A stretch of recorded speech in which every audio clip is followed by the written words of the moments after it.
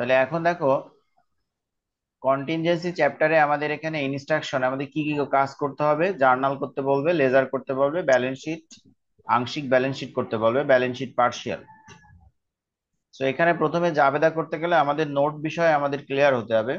কয়টা নোট আছে আমাদের, সে বিষয়ে আমাদেরকে ক্লিয়ার হতে হবে। দোকান এখানে লেখা আছে নোট পেয়াবেল নোট দুই প্রকার: ইন্টারেস্ট বেয়ারিং নোট আর জিরো ইন্টারেস্ট বা জিরো বা নন ইন্টারেস্ট বেয়ারিং নোট। নোট পেয়াবেল দুই প্রকার: এক নাম্বার হচ্ছে ইন্টারেস্ট বেয়ারিং নোট, দুই নাম্বার হচ্ছে জিরো বা নন ইন্টারেস্ট বেয়ারিং নোট। এবার দেখো লেখা আছে ইন্টারেস্ট বেয়ারিং নোট, নোটের সাথে একটি সুদের হার দেওয়া থাকবে। তাহলে যে নোটের সাথে একটা সুদের হার দেওয়া থাকে, সেই নোটের সাথে যে নোটের সাথে একটা সুদের হার দেওয়া থাকে সেটাই হচ্ছে আমাদের ইন্টারেস্ট বেয়ারিং নোট। আর জিরো ইন্টারেস্ট বেয়ারিং নোট, নোটের সাথে কোনো সুদ দেওয়া থাকবে না, এর সুদের নাম হচ্ছে ডিসকাউন্ট। আচ্ছা, এটা হলো ইন্টারেস্ট বেয়ারিং নোট কাকে বলে এবং জিরো ইন্টারেস্ট বেয়ারিং নোট চেনার উপর। তাহলে ইন্টারেস্ট বেয়ারিং নোটে আমরা কি বুঝতে পারলাম? ইন্টারেস্ট বেয়ারিং নোট হচ্ছে নোটের পাশে একটা সুদের হার দেওয়া থাকবে, আর জিরো ইন্টারেস্ট বেয়ারিং নোটে কোনো সুদ দেওয়া থাকে না। এবার আসি, এই দুইটা নোট আমাদের জাবেদায় কিভাবে ট্রান্সফার করতে হবে এগুলো আমরা একটু খেয়াল করি। জাবেদা করতে গেলে আমাদের একটা শখের হেল্প নিতে হবে ফার্স্টে। সেটা হচ্ছে এই নোট দুইটা তিনটা স্টেপে জাবেদায় ট্রান্সফার করতে হয়। এই নোট দুইটা কয়টা স্টেপে? তিনটা স্টেপে জাবেদায় ট্রান্সফার করতে হয়। প্রথমে একবার নোটটাকে ইস্যু করতে হবে, দ্বিতীয়টা নোটের উপর সুদের সমন্বয় বা ডিসকাউন্টের সমন্বয় করতে হবে, লাস্ট আপনাকে নোটটা পেইড করতে হবে। সো দেখো ডিটেলস এর ঘরে আছে ইস্যু বড় সাইনিং, মানে ইস্যু বড় সাইন এই শব্দটা যদি উল্লেখ থাকে তাহলে সেটা হচ্ছে আমাদের ইন্টারেস্ট বেয়ারিং নোটের ক্ষেত্রে, নো বা জিরো ইন্টারেস্ট বেয়ারিং নোটের ক্ষেত্রে যাই বলা থাকুক না কেন, নোটটাকে আমাকে ইস্যু করতে হবে। ইস্যু বড় সাইনিং, ইস্যু বড় সাইনিং, এই তিনটা শব্দের যে কোনো একটা শব্দ যদি উল্লেখ থাকে তাহলে সেক্ষেত্রে নোটটাকে আমাকে ইস্যু করতে হবে। সেটা যদি ইস্যু ইন্টারেস্ট করতে হবে। ইন্টারেস্ট বেয়ারিং নোট হয় তবে তো হবে ক্যাশ বা অ্যাকাউন্টস পেয়েবল ডেবিট আর নোটস পেয়েবল ক্রেডিট। সেটা যদি জিরো ইন্টারেস্ট বেয়ারিং নোট হয়, ক্যাশ বা অ্যাকাউন্টস পেয়েবল ডেবিট, ডিসকাউন্ট আর নোটস পেয়েবল ডেবিট আর নোটস পেয়েবল ক্রেডিট। তারপর হচ্ছে দেখো, যদি অ্যাডজাস্টিং, রিকগনাইজ, অ্যাক্রুড ইন্টারেস্ট এই কথাগুলো বলা থাকে, মূলত কথা হচ্ছে অ্যাডজাস্টিং যদি এন্ট্রি থাকে তাহলে ইন্টারেস্ট বেয়ারিং নোটের ক্ষেত্রে অ্যাডজাস্টিং মানে সমন্বয়, সুদের সমন্বয় করতে হবে। সেক্ষেত্রে যাবে আসবে interest expense debit, interest payable credit. আর এটা যদি জিরো ইন্টারেস্ট বেয়ারিং নোট হয়, ডিসকাউন্টের সমন্বয় করতে হবে, ইন্টারেস্ট এক্সপেন্স ডেবিট, ডিসকাউন্ট আর নোটস পেয়াবল ক্রেডিট। এবার হচ্ছে দেখো পেইড নোট, যদি নোটটাকে পরিশোধ করতে হয়, সেটা যদি ইন্টারেস্ট বেয়ারিং নোট হয়, ইন্টারেস্ট বেয়ারিং নোট পরিশোধ করতে গেলে সুদ সহ পরিশোধ করতে হবে। তাহলে notes payable debit, interest payable debit আর হচ্ছে cash credit. Notes payable debit, interest payable debit এবং ক্যাশ ক্রেডিট। আর এটা যদি জিরো ইন্টারেস্ট বেয়ারিং নোট হয় তাহলে যাবে হবে শুধু নোটস পেয়াবল ডেবিট আর ক্যাশ ক্রেডিট। তাহলে এই তিনটা নোট, মানে এই দুইটা নোট তিনটা স্টেপে যাবে আমাদের আসতে পারে। নোটকে ইস্যু করতে হবে, নোটের উপর সুদ বা ডিসকাউন্টের সমন্বয় করতে হবে, আর নোটটা পরিশোধ করতে হবে। ঠিক আছে? জি ভাই।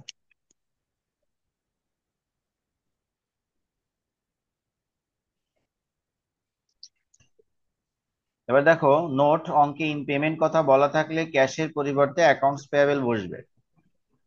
নোটে কি আছে? ইন পেমেন্ট কথা নোটে বলা আছে, যদি অঙ্কে ইন পেমেন্ট কথা বলা থাকে তাহলে ক্যাশের পরিবর্তে অ্যাকাউন্টস পেয়াবল বসবে।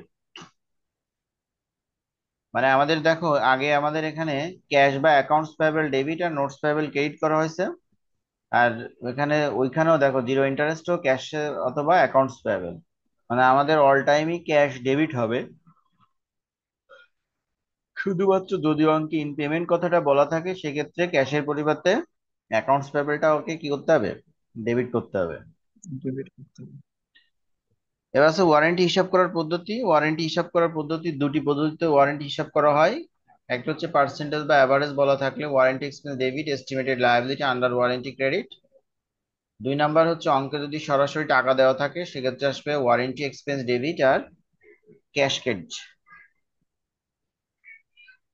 তাহলে ওয়ারেন্টি হিসাব করার পদ্ধতি কয়টা? দুটো। দুইটা, তাই তো?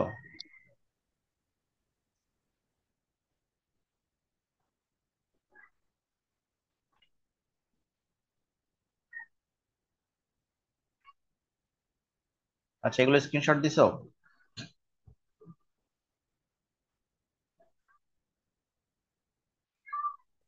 হুম, এগুলো স্ক্রিনশট দেওয়া হয়েছে? হ্যালো? জি ভাইয়া দিছি। জি ভাইয়া দিছি।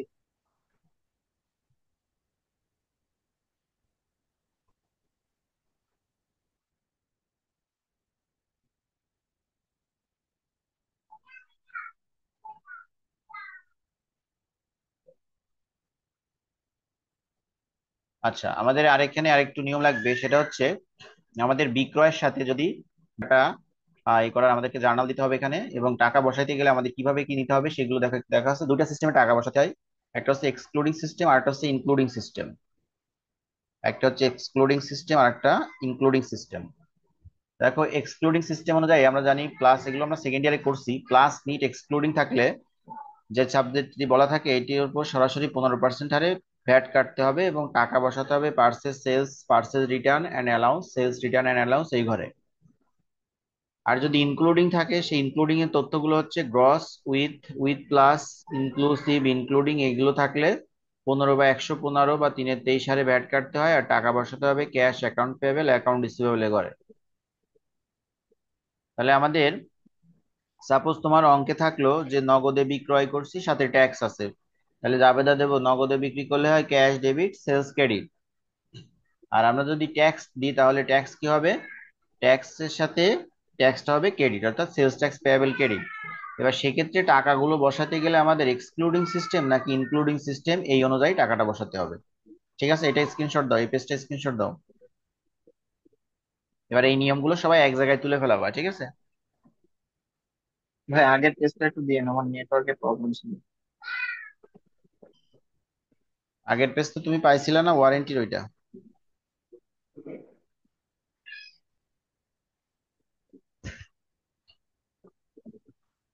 তাহলে রুলস হচ্ছে ওই যে ছকটা দিলাম, এবং ওর নিচে ওয়ারেন্টি, এবং এই যে আমাদের ইনক্লুডিং এবং এক্সক্লুডিং সিস্টেম, এই হচ্ছে আমাদের এই চ্যাপ্টারের মূলত রুলস, ঠিক আছে?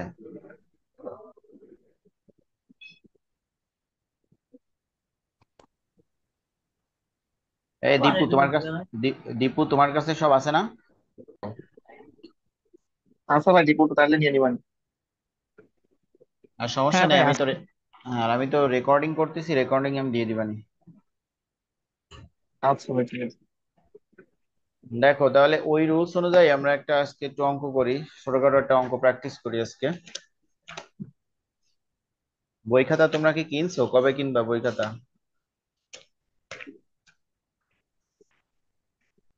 কি নিয়ে নি ভাই? ভাইয়া মিলন ভাই বুক লিস্ট দিতেই কিনবো।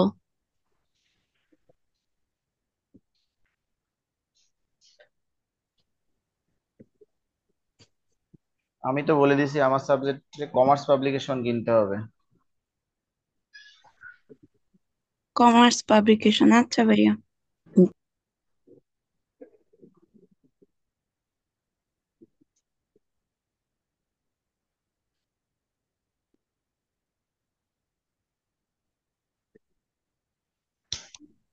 ভাইয়া আচ্ছা, থিওরি পার্ট গুলো বই কিনবো, তাও বলে দিবেন না আপনারা? বুক লিস্টে সবই দেওয়া থাকবে। আচ্ছা। আচ্ছা, আমি দেখো গ্রুপে একটা অঙ্ক দিচ্ছি, দিচ্ছি, এই অঙ্কটা সলভ করব নিয়ম অনুযায়ী, যে রুলস গুলো শিখালাম এই অনুযায়ী দেখো অঙ্কটা সলভ করব।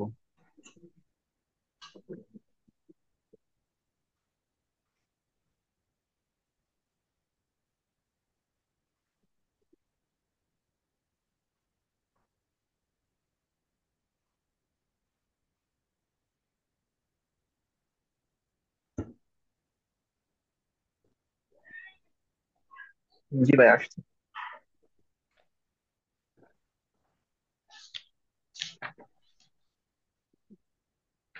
তো দেখো, সিয়াম hardware C9 was on July 1, 2016. The ledger of Siam Hardware Limited contains the following liability account. 2016 সালের জুলাই মাসের 1 তারিখে সিয়াম হার্ডওয়্যারের নিম্নোক্ত দায়গুলো ছিল।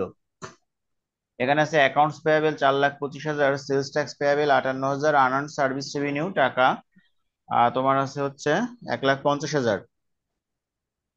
দেখো একটা বছরের শুরু 2016 সালের জুলাই মাসের 1 তারিখ কি একটা বছরের, সরি একটা মাসের শুরু, তাই না? এটা হচ্ছে কি জি একটা ভাই। মাসের শুরু। তাহলে একটা প্রতিষ্ঠান কিন্তু বছর বা মাসের শুরুতে দায় নিয়ে মানে শুরু হয় না। তাহলে যে দায়টা থাকে এটা অবশ্যই তার বিগত মাসের দায় বা বিগত বছরের দায়, ঠিক আছে? তাহলে এই যে যে দায়টা জুলাই মাসের হ্যাঁ। 1 তারিখে যে তিনটা দায় আছে, অ্যাকাউন্টস পেয়াবেল, সেলস ট্যাক্স পেয়াবেল এবং আনআর্নড সার্ভিস রেভিনিউ, এই দায়গুলো হচ্ছে আমাদের জুন মাসের দায়। কোন মাসের দায়? জুন মাসের দায়, ঠিক জুন আছে। মাসের। ওকে। এবার বলছে during the month of the following selected transaction occurred, ওই মাসে নিম্নোক্ত লেনদেনগুলো সংঘটিত হয়েছিল। আচ্ছা, কি কি লেনদেন ছিল? আমরা জুলাইয়ের 1 থেকে 25 তারিখ পর্যন্ত আছে ইনস্ট্রাকশনে বলছে জার্নালাইজ দ্য অ্যাবভ ট্রানজেকশন, উপরে লেনদেনগুলোর জন্য জাবেদা দেখাও। তো আমরা এখন জাবেদা দিব। প্রথম অবস্থায় দেখো লেখা আছে বড়োর টাকা 1,50,000 in cash from IFIC bank on a 4 month at the rate of 12%, 1,50,000 note. প্রথম কথা হচ্ছে আমাকে নোট আইডেন্টিফাই করতে হবে এখানে। আমরা একটু আগে বলে আসছি দুই ধরনের নোট নিয়ে আমাদের এখানে কাজ করতে হয়, একটা হচ্ছে ইন্টারেস্ট বেয়ারিং নোট এবং আরেকটা হচ্ছে জিরো ইন্টারেস্ট বেয়ারিং নোট। তো দেখো তো ইন্টারেস্ট বেয়ারিং নোট নাকি এটা জিরো ইন্টারেস্ট বেয়ারিং নোট, আমরা বলে দিয়েছিলাম চেনার উপায় যে নোটের পাশে যদি সুদের হার উল্লেখ থাকে তাহলে সেটা একটা আমাদের ইন্টারেস্ট বেয়ারিং নোট। তাহলে এই নোটটা কি ছিল? ইন্টারেস্ট বেয়ারিং নোট ছিল আমাদের। জি ভাই। ওকে, নোটের পাশে 12% সুদের হার আছে। এবার দেখো ওইটা শুরুতে কি লেখা আছে, বরোড শব্দটা লেখা আছে, আছে। হ্যাঁ। আমি কিন্তু প্রথমেই বলছিলাম আমাদের এই নোটটা তিনটা স্টেপে জাবেদা দেওয়া লাগে। একবার বড় ইস্যু, বড় সাইনিং থাকে, যদি আবার অ্যাডজাস্টিং থাকে আর নোট পেইড করতে হয়। তাহলে বড় শব্দটা বলা থাকলে নোটটাকে ইস্যু করতে হবে। নোটটাকে কি করতে হবে? ইস্যু করতে হবে। এবার ইস্যু নোটটা করতে হবে। নোট ইস্যু জাবেদা ছিল এটা কোন ধরনের নোট? Interest bearing note. এবার নোট ইস্যু জাবেদা ছিল ক্যাশ বা অ্যাকাউন্টস পেয়াবেল ডেবিট আর নোটস পেয়াবেল ক্রেডিট ছিল। কিন্তু আমরা বলছিলাম যে নয়, শখের নিচে যদি ইন পেমেন্ট শব্দটা বলা থাকে তাহলে ক্যাশের পরিবর্তে অ্যাকাউন্টস পেয়েবল আসবে। কিন্তু আসলে এখানে কি ইন পেমেন্ট বলা ছিল? কোথাও বলা নাই। তাই সবসময় কি এখানে যেটা সবসময় আসছে সেটাই আসছে, ক্যাশ ডেবিট আর নোটস পেয়েবল ক্রেডিট। টাকা 1,50,000। জাবেদা কি বোঝা গেছে?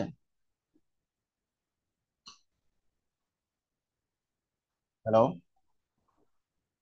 হ্যাঁ ভাই। জি ভাই। আচ্ছা, এবার হচ্ছে 5 তারিখ দেখো। টাকাটা নিয়ে কারো কোনো কনফিউশন আছে নাকি? 1,50,000 দিলাম, 12%-এর কোনো ব্যবহার করলাম না, এটা নিয়ে কারো কোনো কনফিউশন?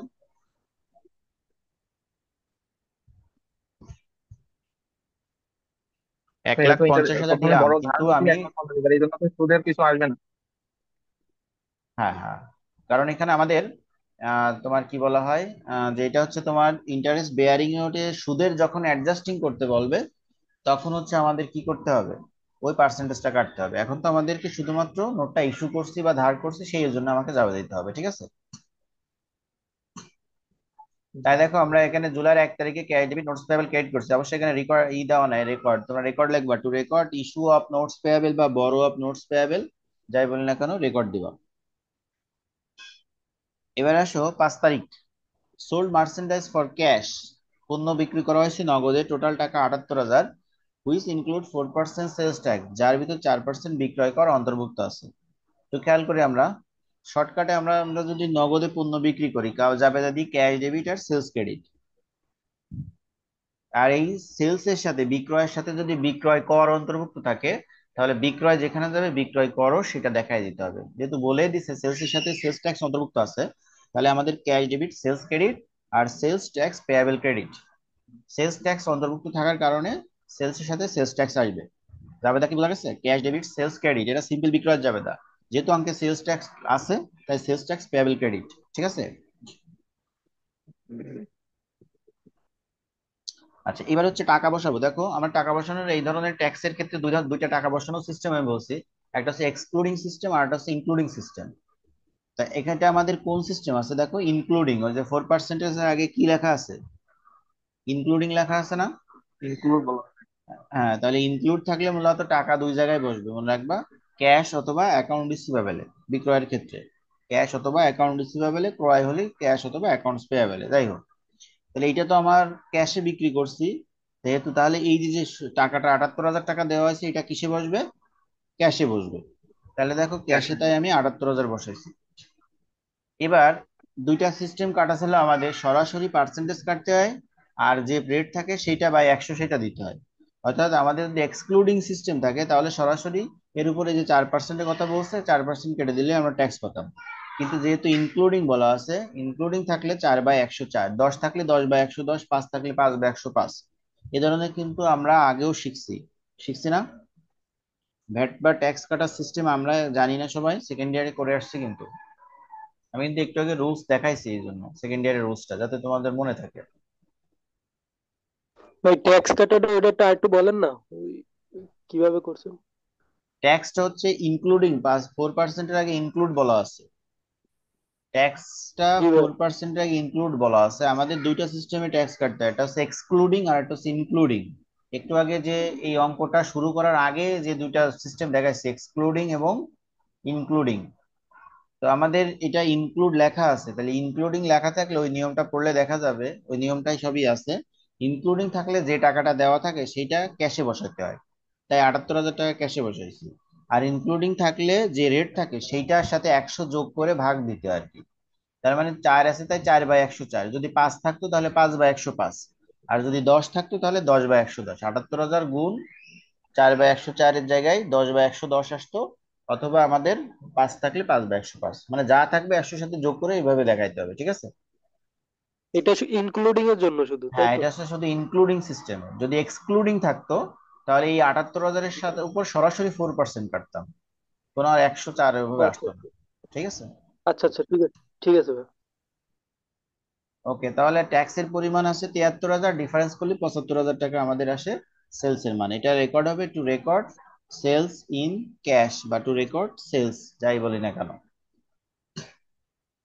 তাহলে 5 নাম্বার ক্লিয়ার, মানে 5 তারিখ। জি ভাই। এবার হচ্ছে 12 তারিখ, প্রোভাইড সার্ভিস ফর কাস্টমার, কাস্টমারকে সেবা প্রদান করা হয়েছে। Who has made advance payment of taka 90,000, যে অগ্রিম প্রদান করছিল 90,000, ক্রেডিট সার্ভিস রেভিনিউ, সার্ভিস রেভিনিউকে ক্রেডিট করো। একটু খেয়াল করো, কাস্টমারকে সেবা প্রদান করছি যে আগে থেকে 90,000 টাকা দিছিল, মানে কাস্টমারকে সেবা না দিয়ে তুমি তার কাছ থেকে কি নিছিলে, টাকা নিয়ে নিছিলে। তাহলে এটা তোমার অনুপার্জিত আয় ছিল, আর অনুপার্জিত আয় হচ্ছে কারবারের দায়। অনুপার্জিত আয়টা কি? সেবা না দিয়ে টাকা নেওয়া আগে থেকে, তাই তো? জি ভাই। জি ভাই। আদার সার্ভিস রেভিনিউ আর সার্ভিস। হ্যাঁ, এবার দেখেন আমাদের ওই যে উপরের দিকে আমরা যে পড়েছিলাম প্রথম অবস্থায়, ওখানে আনআর্ন সার্ভিস রেভিনিউ মোট 1,50,000 টাকা ছিল, দেখেন ছিল। ওই যে উপরে দেখেন জি ভাই প্রথমে ছিল। আমার সার্ভিস রেভিনিউ 1,50,000, মানে আমি গ্রাহকের নিকট থেকে অলরেডি 1,50,000 টাকা নিয়ে রাখছিলাম, যার কাছ থেকে নিয়েছিলাম তারা এখন 90,000 টাকা সেবা দিচ্ছি। তাহলে ওইটা আমার অনুপার্জিত আয় কারবারের দায় ছিল, তাহলে এখন আমার দায় কমবে আয় বাড়বে। এখন আমার দায় কমবে আয় বাড়বে, তো আমরা ফার্স্ট ইয়ারও করছি। তো আনার্ন সার্ভিস রেভিনিউ ডেবিট আর সার্ভিস রেভিনিউ ক্রেডিট 90,000, ক্লিয়ার? হুম। জি ভাই।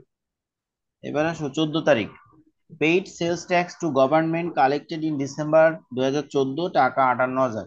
সেলস ট্যাক্স পরিশোধ করা হয়েছে গভর্নমেন্টকে, কালেক্টেড ইন ডিসেম্বর 2014, যা 14 সালে কালেক্ট করা ছিল, আর টাকা 58,000, সেটার পরিমাণ ছিল 58,000 টাকা। অর্থাৎ ওই দেখো আমরা শুরুতে যখন পড়ছিলাম তখন সেলস ট্যাক্স আমাদের কাছে 58,000 ছিল, ছিল।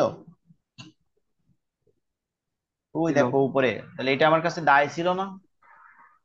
এটা আমার কাছে ছিল হ্যাঁ দায়, দায় তাহলে ছিল। এখন দায় পরিশোধ করব। তাহলে সেলস ট্যাক্স পেয়েবল ডেবিট আর ক্যাশ ক্রেডিট, পেইড করতে বলছে দেখো। Paid sales tax to government, গভর্নমেন্টের নিকট সেলস ট্যাক্সে পরিশোধ করো ডিসেম্বর 14, যেটা 2014 সালে কালেকশন ছিল 58,000 টাকা। তাহলে এটা আমরা পরিশোধ করছি, বুঝতে পারছি? ও দায় ছিল, দায় পরিশোধ করতেছে। হ্যাঁ, আগে থেকে দায় ছিল, সে দায়টা এখন পরিশোধ করতেছি। Sales tax payable debit cash credit 58,000। আচ্ছা। এবার হচ্ছে 20 তারিখে, sold 500 unit of a new product, নতুন একটা পণ্যের 500 ইউনিট বিক্রি করা হয়েছে অন ক্রেডিট, বাকিতে এর টাকা 520 পার ইউনিট। কত করে ইউনিট প্রতি? 520 টাকা করে। 500 ইউনিট বিক্রি করছি নতুন একটা পণ্যের অন ক্রেডিট, বাকিতে এক একটা ইউনিটের মূল্য ছিল 520 টাকা, প্লাস 4% সেলস ট্যাক্স, সাথে যোগ করতে হবে 4% বিক্রয় কর। This new product is 1 year warranty, নতুন পণ্যের 1 বছরের ওয়ারেন্টি ছিল। প্রথম কথা হচ্ছে ওয়ারেন্টি বলিছে, কিন্তু ওয়ারেন্টির ক্ষেত্রে মনে রাখবে স্পেসিফিক ভাবে টাকা বা কোনো পার্সেন্টেজ উল্লেখ না থাকলে ওই ওয়ারেন্টির ব্যবহার অঙ্কে হয় না। মানে এখানে কোনো ওয়ারেন্টি টাকা পয়সার কথা কিছু বলেনি, কিন্তু বলেছে যেটা বিক্রি করছে এটার ক্ষেত্রে 1 বছরের ওয়ারেন্টি প্রযোজ্য। তো বছর দিয়ে আমার তো কোনো কাজ নেই, আমার ওয়ারেন্টি জাবেদা দিতে গেলে টাকা অথবা নির্দিষ্ট একটা পার্সেন্টেজ থাকবে। ঠিক আছে,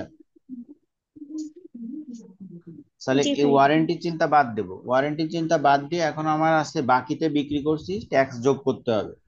তাহলে বাকিতে বিক্রয় কি, দেখো উপরে যে জুলাই 5 তারিখ করেছিলাম ওটা নগদে বিক্রয় ছিল আর ট্যাক্স ছিল, আর এটা বাকিতে বিক্রয়, তাহলে ক্যাশের জায়গায় আমরা কি দেবো, অ্যাকাউন্ট রিসিভেবল দিব।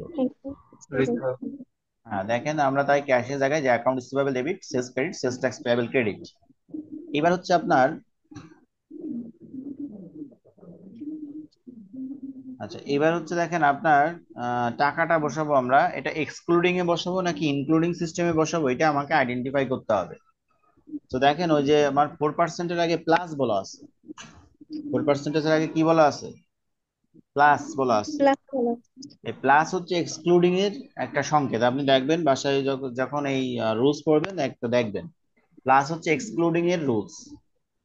আরো একটা কথা আমি আপনাদের বলে দিই, গ্রস উইথ ইনক্লুডিং, মানে gross comma with comma including, এই তিনটা শব্দ মানেই হচ্ছে ইনক্লুডিং, এর বাইরে যা শব্দ থাকবে আমরা ধরে নেব এক্সক্লুডিং। কি বললাম, gross comma with comma including, এই তিনটা শব্দ থাকা মানে সেটা হচ্ছে ইনক্লুডিং, তিনটা শব্দ থাকা মানে সেটা কি, ইনক্লুডিং। ইনক্লুডিং। আর এ বাদে যে কোনো শব্দ থাকলে আমরা সেটাকে এক্সক্লুডিং হিসেবে ধরবো, সহজে বোঝার জন্য। ঠিক আছে, তাহলে এখানে দেখেন আমাদের সেলস ট্যাক্সের আগে 4%-এর আগে প্লাস বলা আছে, তাহলে অবশ্যই এটা এক্সক্লুডিং। এটা কি বলেন, এক্সক্লুডিং। এক্সক্লুডিং। এক্সক্লুডিং সিস্টেমে টাকা বসবে সেলসে, তাই 500 ইউনিট 520 টাকা করে, দেখেন লেখা আছে 500 ইউনিট 500 গুণ 520, 500 গুণ 520, ক্লিয়ার, 2,60,000। এবার এর সাথে সরাসরি আমাদের দেখেন এক্সক্লুডিং, আপনারা কিন্তু এবারই কিন্তু কম্পেয়ার করতে পারবেন, পার্থক্য বুঝতে পারবেন। ওই যে জুলাই মাসের 5 তারিখ ওটা কিন্তু ইনক্লুডিং সিস্টেম ছিল, তাই ওটা কিন্তু ট্যাক্সটা কাটছি আমরা 4/104 হারে, আর এটা কিন্তু এক্সক্লুডিং সিস্টেম, তাই সরাসরি 4% কাটা হয়েছে, দেখেন, দেখছেন। জি ভাই। হ্যাঁ। জি ভাই। ওকে, তাহলে আমরা মোটামুটি বুঝতে পারলাম টাকা কিভাবে বসাবো। এবার জুলাই, তারপরে এই 25 তারিখটা তাহলে তো নিজেরাই পারবেন, দেখেন সোল্ড ফর ক্যাশ, টোটাল টাকা 1,14,400, বিক্রি করা হয়েছে নগদে 1,14,400, হুইচ ইনক্লুড 4% সেলস ট্যাক্স, যার ভিতর 4% বিক্রয় কর অন্তর্ভুক্ত আছে। তাহলে সেম জিনিস ওই যে 5 তারিখে যা করেছিলাম সেম জাবেদা, টাকাটাও ঠিক আমাদের ইনক্লুডিং সিস্টেমে বসবে। দেখেন আপনি সলিউশনটা দেখেন, দেখেন সলিউশনটা বুঝতে পারছেন কিনা সবাই।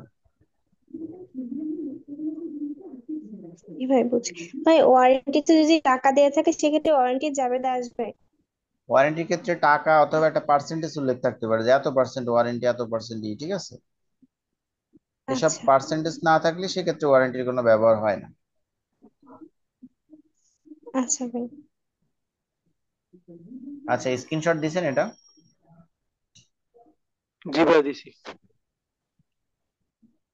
ওকে, ভাই তাহলে আগের স্ক্রিপ্ট নেই নেই। গ্রুপে ভিডিও দিয়ে দিচ্ছি, ভিডিওটা দেখে নিয়ে নেন।